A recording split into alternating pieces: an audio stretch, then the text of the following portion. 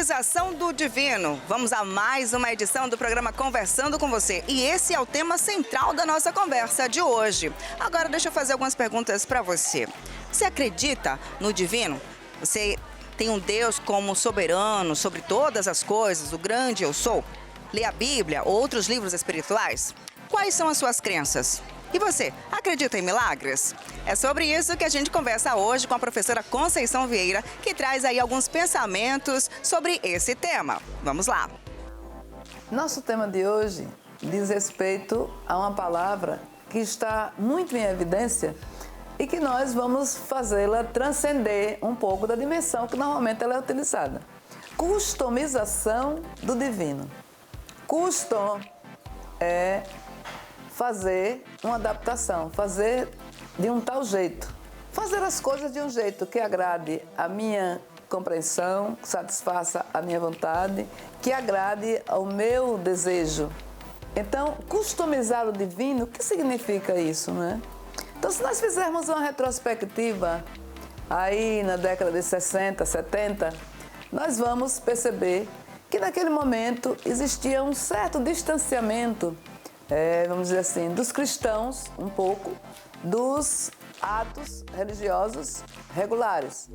Como se fosse um esvaziamento, um pouco, na Igreja Católica, na Igreja Evangélica, nas igrejas evangélicas. Mas surgia, para a superação dessa deficiência, em termos de número, muitos movimentos dentro das próprias igrejas. Então, uma abertura bem mais ampla da igreja evangélica, a participação de igrejas tradicionais ligadas aos Estados Unidos, presentes nas comunidades mais fragilizadas do nosso país, a presença do surgimento do movimento focolar e dos movimentos que dentro da Igreja Católica inovava também essa presença do divino diante das pessoas. E fora das igrejas, o movimento Paz e Amor, o movimento hippie, ocupavam os corações e a mente dos jovens daquela época. Então, é como se estivesse existindo uma busca, uma inquietação com essa dimensão do divino de uma outra forma, que não aquela concebida até então, não aquela que estava vigente naquele momento do processo histórico-cultural em nosso país e, por que não dizer, histórico-cultural no mundo. E nós fomos construindo essa perspectiva de um Deus com maior proximidade, de um Deus deixando de ser um velhinho barbudo, sentado em um trono bonito, esperando a gente morrer para chegar até Ele, de um Deus... Então, outras concepções foram ocupando os nossos corações, as nossas mentes, muita influência também da concepção do divino oriental. Então, muitas práticas orientais, né? Muita ligação com a yoga nos seus mais variados estilos, a Hatha Yoga, a Gnana Yoga, a Suddha Yoga, enfim, as mais variantes da concepção de yoga, que é união, que é unidade. Igual a religião, que a palavra religião significa religação. Então, religar é religar com o quê? Então, religar com algo que já existiu, religar com a origem, religar com o passado, religar com a origem. Então, a religiosidade deveria sempre nos levar a essa religação da origem do ser humano, né? Mas nós fazemos dela as distinções, os diferentes níveis de distinções entre as pessoas, entre as sociedades. E atribuímos sempre àquilo que nós professamos ser superior ou ser melhor do que o outro professa. Tem mais verdades do que o outro professa. Então, passamos por essa instabilidade, né, das concepções de religiosidade. E no mundo atual, como nós estamos, né, alguns anos depois, nós estamos vivendo um momento interessante e preocupante.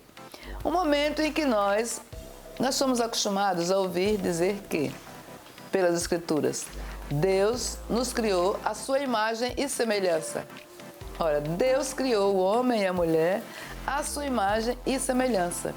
E é exatamente o oposto disso que nós estamos vivendo atualmente. Então, nós queremos um Deus adaptado, por isso que é customizado, o divino customizado às nossas vontades. Como assim? Nós temos feito orações, mas orações que só pedem prosperidade, só pedem dinheiro, só pedem passar no concurso, só pede intensamente aquilo que nos agrada. Então, nós queremos um Deus adaptado às nossas, não sei se são necessidades, né? Às nossas vontades, porque a necessidade pode ser outra. E a gente, embalado pela vontade, esquece a necessidade. Então, nós estamos adaptando Deus às nossas necessidades, às nossas vontades, às nossas circunstâncias. Então, dizemos o que é que quer e insiste. E alguns gritam. E gritam muito para que Deus escute. Mas é no silêncio, muitas vezes, da oração, é no silêncio da introspecção, você com você mesmo, que você é mais escutado, que você é mais percebido. Às vezes até no mundo das nossas relações mesmo, normais.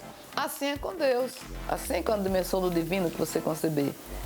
Então, o grito não quer dizer que a escuta será de primeira ordem, será mais forte. Há escutas para a voz dos corações. Há escuta para aquelas realizações que nós temos, às vezes sem falar, mas as suas atitudes no dia faz de você um ser devoto, um ser que está em conexão com o divino, sem falar, só agindo, só vivendo. Então, essas diferentes formas de conexão é que precisam ser mais trabalhadas, sentidas, percebidas e vividas por cada um de nós. E essa vontade de fazer Deus parecido conosco, com esse aspecto humano, como se fosse uma cópia de um homem mais perfeito, mais maduro, mas um homem. Então, trocamos a imagem e semelhança de nós para Ele. Então, nós é que fomos criados à imagem e semelhança dele, e não o contrário. Então, esse Deus também, que a gente junta com a felicidade, com a concepção de felicidade, e que a gente espera nas redes sociais encontrá-la, né? Essa felicidade aparente, que o tempo inteiro nós estamos sorrindo, nós estamos fazendo poses, jogando os cabelos, nós estamos mostrando para o mundo que estamos bem, que estamos na fartura. Há uma necessidade muito grande de mostrar riqueza, fartura, prosperidade material. Quando a palavra prosperidade diz respeito a tantas outras dimensões também. Mas nós não queremos fazer um vídeo, fazer uma imagem com aspectos de pobreza, com aspecto de simplicidade, com aspecto de achando que isso não causará, que nós queremos causar com tudo que fazemos. Então, é essa dimensão do divino causando nas nossas intenções que a gente precisa repensar. É essa dimensão do divino e da felicidade, só com a aparência de prosperidade material, que nós precisamos repensar. E esse Deus que a gente acha que só vale o meu, a minha concepção. Esse Deus visto com essa notoriedade que eu estou dando aqui agora, eu estou dizendo que é customizar Deus, é customizar o divino. E nós precisamos desmistificar essa concepção. Mas vejamos como pensam as pessoas sobre esses e outros assuntos semelhantes no que diz respeito ao divino em nós, ao divino na nossa existência. Respeitar a individualidade da fé de cada um é extremamente necessário, mas também se faz necessário sempre estudar de onde viemos, para onde vamos e, claro, a nossa existência tem propósito, tem significado. Coisas incríveis e sobrenaturais podem acontecer. Bom, sobre isso também a gente conversa com o povo. Como sempre, vamos ao centro da cidade saber o que a galera pensa sobre isso. Customização do divino. Existe sim, milagres. Acredito que a gente é a semelhança de Deus, né? Porque do pó a gente veio e retornará. Eu acredito muito. Porque eu já passei por essa experiência. Eu tomando banho no rio com os primos meus. Aí deu um ponta-agulha. Aí do nada você sente como se tivesse alguém puxando você, né? Que não era a sua hora e tal. Aí, graças a Deus, ali foi milagre pra mim. Porque estava tudo indicado pra morrer aquele dia. Professora Conceição, o seguinte, eu queria saber sobre a questão dos espíritas. Se realmente existe a parte da reencarnação, porque a Bíblia diz, a gente morre, entra em descanso e vem o juízo final. Observamos que fala maravilhosa de Rodrigo, uma coisa impressionante. E como nós vemos na sociedade, muitas vezes os homens sem querer falar dessa dimensão do divino. Trancados, com dificuldade, deixando apenas a razão, a inteligência da razão trabalhar e determinar a sua existência, sem dar vazão à sua inteligência emocional, sem dar vazão àquilo que ocupa o seu coração. E Rodrigo fez isso de uma maneira maravilhosa. Rodrigo disse que acredita em milagre, sem constrangimento, com leveza, com tranquilidade. E você pode atribuir várias terminologias, os testemunhos que as pessoas falam hoje. Os testemunhos nas suas vidas são espécies de milagres que estão a acontecer. É você, pela sua conexão com o divino, pela sua harmonia entre o seu jeito de pensar, de querer e de agir no mundo, você entra em sintonia com dimensões mais sutis. Então, e aquilo que você achava impossível pode acontecer. E é esse exemplo que ele nos dá, do milagre.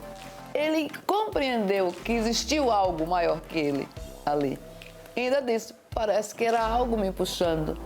Então, são esses lances na nossa vida, nas nossas vidas, que nós precisamos dar atenção.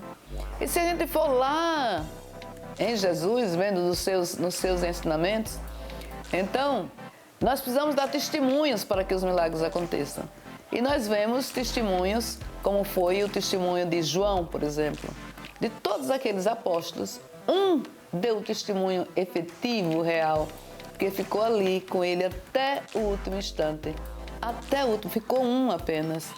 E aquela a qual as pessoas achavam que não tinha jeito, que era perdida, porque era envolvida nas questões do dinheiro, da finança, de negócios, que era Maria Madalena, lá atrás, antes de ter essa conversão à sua dimensão divina. Então, foi a ela que ele possibilitou vê-lo na ressurreição. Um milagre. A ressurreição, né? Algo que transcende o natural, que transcende o objetivo da matéria, que transcende as relações das leis da gravidade, que transcende tudo que a gente concebe como ciência física exata. Então, nesse momento, você precisa se tocar. Em quantas ocorrências da nossa existência algo semelhante aconteceu? Né? Que ligação é essa? O que aconteceu naquele instante? O que você tem que refletir em cima da oportunidade que a vida lhe concedeu? É para você se conectar mais com o coração, com o sentimento, compreender que a razão não é tudo, né? Ela é muito importante, mas a metade do mundo das nossas decisões e é a razão, a outra metade é o sentimento. Só assim nós teremos atitudes e concepções conscientes. Então, muito obrigada, Rodrigo, por você ter tranquilidade de afirmar e de dar testemunho na sua vida de que o milagre aconteceu. E de que muitas vezes está tudo desarrumado em nossa vida e a organização se estabelece, né? E tudo entra nos eixos, né? Como estava sendo previsto, esperado, e a vida continua em cima de algo que parecia o caos. Mas você vem com uma pergunta também, né? Uma pergunta com relação à reencarnação. Então, a reencarnação, como essa história, tem pessoas que acham que a pessoa morre e vem outra, né? Eu concebo a reencarnação, mas isso não faz distinção nenhuma entre eu e a pessoa que não concebe. Porque o que a gente quer de Deus, Ele oferece com uma, com duas ou com três vidas. Ele quer de nós a busca incessante de alcançá-lo, a busca incessante de transcender as nossas deficiências, transcender os nossos limites e caminharmos cada vez mais com determinação até a realização do divino, até chegar a um estágio, né, que Jesus chegou na relação com o próprio Deus. Então, isso não importa se eu acredito que foi com essa matéria de Conceição Vieira hoje ou se foi com outra matéria. Não, a gente não pode discutir e separar a caminhada um do outro pelas concepções da religiosidade. O que importa é religar. O que importa é como você age, como você pensa. Isso é o que importa, na verdade. Como você age, como você pensa, como você sente. Agora, se acredita nisso ou naquilo, não acredita, se a mãe de Jesus só teve ele, se teve outros filhos, se teve relação com José, se não teve, se adivinha. Esses detalhes das religiões mais variadas não nos levam à realização individual do divino em nós próprios. Importa como nós vivemos esses conceitos, como como nós vivemos esses exemplos, como esses vultos da história da religiosidade nos inspiram a caminharmos hoje. Nos inspiram e servem para nós como arquétipos para que a gente caminhe. Então, eu concebo a encarnação, não é que nasceu em outra pessoa, né? Nasceu um bebê, com uma concepção de oportunidade que a vida está lhe dando de realmente fazer correções, mas não somente para isso. Não é só que a gente reencarna porque vai pagar o que fez. É uma questão de interpretação e de filosofia. E que eu quero voltar a dizer que isso não impede nem separa ninguém, nem isso impede ninguém de evoluir, de avançar. E não é isso que é religiosidade. Religiosidade diz respeito, vou repetir, aos atos, aos pensamentos e aos sentimentos que nós expressamos e como nós palmilhamos na vida. Então, acontece. Então, é a oportunidade que a vida está lhe dando, não só de corrigir um erro anterior, mas também de avançar dali para frente, de ter novas concepções, de ter novas oportunidades, né? Para que você caminhe e trilhe um caminho constante e permanente de proximidade da relação com o divino em você próprio, de proximidade com o Pai. Então, acho que as concepções distintas fazem a beleza da verdade. E eu já disse em uma certa conversa entre nós aqui, que a verdade é como se fosse a água do oceano. Ela está lá, a mesma água, né? Límpida, fazendo o seu movimento de ondas, né? E aí, cada um de nós, 10 pessoas, cada um de nós pega o seu vaso para encher dessa água. O vaso de um é comprido, estreito, o vaso do outro é quadrado, amarelo, o do outro é um triangular, cor de rosa, o do outro é circular, é verde. E todo mundo mergulha o seu vaso nessa água e levanta. E cada um vai dizer, a verdade é verde e circular. O outro vai dizer, não, é triangular e é rosa. O outro vai dizer, não, é comprida e é cinza. Cada um vai ver a verdade com o seu olhar, com a sua capacidade de perceber que a verdade é absoluta. Nós somos relativos. Nós só percebemos um pedacinho dessa imensa verdade.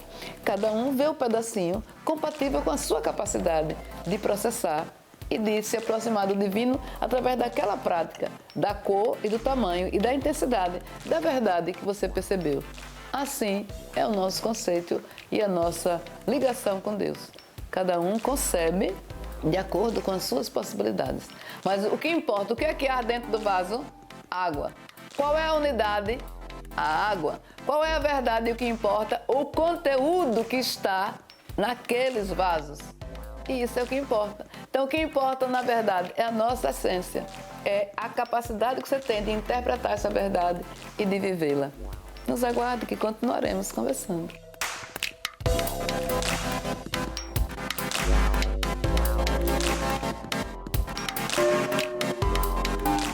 Então, a minha verdade é diferente da verdade do meu próximo. E esse próximo pode ser os mais próximos, na família mesmo. Distinguimos interpretações completamente diferentes. Mas o que nós temos que ter é fidelidade a essa verdade. O que nós devemos ter é fidelidade a essa concepção que nós temos. Isso é o que pesa, isso é o que a gente tem que questionar. Como eu estou vivendo? Como eu estou me relacionando com o conhecimento que eu tenho? Como eu estou me relacionando com a minha capacidade de idear, de sentir, de interpretar a vida? Eu estou em acordo com essa concepção, com essa construção? Então, eu tenho essa concepção, mas o outro é distinta da minha. Mas nós estamos certos. Cada um vai palmilhar e vai traçar o seu caminho, desde que nele exista o respeito, a possibilidade, a tolerância, exista a empatia, exista a solidariedade, no jeito que cada um interpreta e a realiza. Então, o que nós precisamos se alguém cometeu um erro, precisa ser subordinado à justiça para ser punido. Mas o erro precisa ser extinto. Aquela pessoa vai ser punida para corrigir aquele erro. Mas é preciso lhe conceder uma outra oportunidade. É preciso lhe conceder o direito de recuperar aquela falha, aquele erro. Por isso existem as leis, por isso existe o direito, né? Até há quem defenda que esse é o principal motivo dos advogados de defesa. Há uma condenação, mas há uma possibilidade de diminuição daquela condenação e uma possibilidade de retomar e de fazer uma nova caminhada, de corrigir aquilo que foi feito impensadamente, muitas vezes, e às vezes até premeditadamente. Mas a vida concede uma outra oportunidade. Então, eu não preciso condenar quem realizou aquilo. Se você for para o Evangelho, para algum lugar de Escritura Sagrada, você vai dizer, eu não preciso condenar o pecador, mas preciso abolir o pecado. Então, o pecador pode ter o direito de voltar e retomar a sua vida sem aquela falha anterior. Então, esse Deus que a gente concebe precisa ter essas nuances de tolerância, precisa ter, e ele tem a paciência de ver essas interpretações todas que nós temos, né, ainda tão pequenininhas, tão primárias, com tanta intolerância, com tanta satisfação, e ele pacientemente aguardando e nos concedendo novas oportunidades. Então, elas precisam ser abraçadas, elas precisam ser aceitas, elas precisam ser compreendidas de uma forma mais intensa. Então, usemos menos as explicações das redes sociais para a nossa existência. Usemos menos as explicações da beleza, da harmonia, do que é bom, do que deve ser apresentado pelas redes sociais, pela internet. É muito fluido conceber Deus e conceber a felicidade através desses instantes de exposição. Eu vou a um show e não assisto o show. Não entro no show, não sinto o show, porque eu estou preocupada em gravar intensamente tudo, eu estou preocupada em colocar a minha imagem. Eu não estou dizendo que a gente não deve pegar algo para repassar até para outra pessoa que não foi, mas não é com aquela coisa tão intensa que lhe tira do presente para realizar uma outra coisa que é virtual, que não lhe permite sentir. Você até capta, mas não sente, não vive, não interioriza, né? Não se realiza, né? Aquele instante pode ser um instante de alegria, de contentamento, de felicidade momentânea, que eu dei o exemplo de um show, pode ser algo que a gente gosta de assistir, gosta de participar e gosta de ouvir. Mas pode ser qualquer coisa, é uma conversa com alguém, né? É olhar a natureza, é curtir uma praia, é curtir uma montanha, é fazer uma viagem e não sentir nada a viagem inteira, porque estava registrando intensamente. Registrando, para mostrar que esteve, para mostrar que alcançou, para mostrar. Então é essa relação com o divino que a gente precisa entender que não é para customizar o divino. Então eu quero levá-lo a essas dimensões da minha satisfação. Então, com concepções como essas, nós precisamos também realizarmos as coisas com fidelidade, sermos fiéis ao conhecimento que nós temos, sermos fiéis a essa concepção de Deus que nós temos, aquela fidelidade de João, que só ele ficou com Jesus lá até os últimos instantes, e com aquela fidelidade da mulher que foi condenada e que Jesus abraçou e que foi a sua maior discípula. E foi a ela que ele permitiu viver o milagre da transmutação, de viver o milagre da ressurreição, de viver o milagre da transcendência do Cristo na expressão eu e o Pai somos um. Então, e isso não é fora do mundo.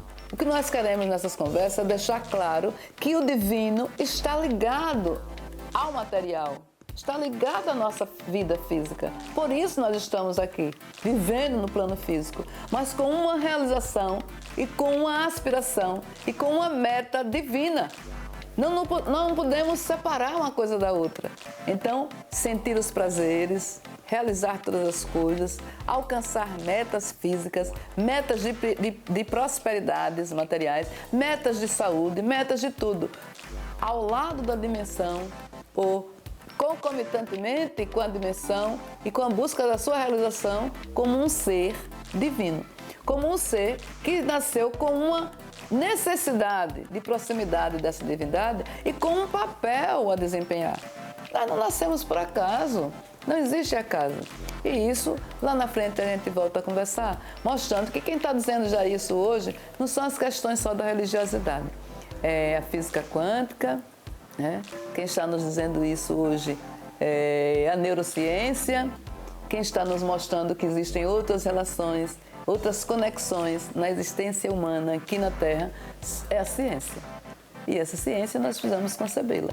Mas conceber diminuindo a customização. Então, o divino é o divino, nós é que somos imagem e semelhança. E não ele, a nossa imagem e semelhança, de acordo com a nossa vontade, de acordo com o nosso desejo de causar, né, com aparência de felicidade, com aparência de realização. Então, unifiquemos a nossa caminhada, compreendamos que cada um de nós tem uma visão da verdade e que ela é una e que ela nos leva ao desenvolvimento humano, que é isso que a gente precisa, para isso que a gente está vivendo, para nos tornarmos humanos. Nós estamos ainda em crescimento nessa caminhada para nos tornarmos humanos, quando a solidariedade, a fraternidade e as relações de direitos garantidos possam ser para todos e para todas. Mais um beijo no coração. Se ligue, sábado às 10h30, terça-feira às 20 horas, no Instagram, Conversando com você, com Conceição Vieira, e no YouTube. Então, até o nosso próximo encontro. Um beijo no coração.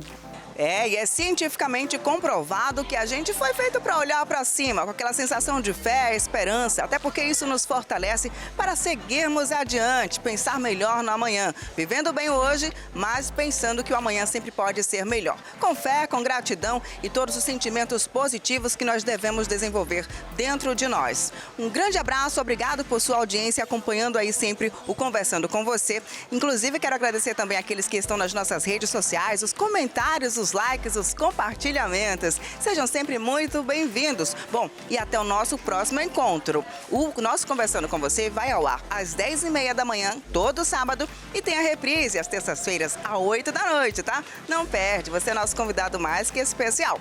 Conversando com Você.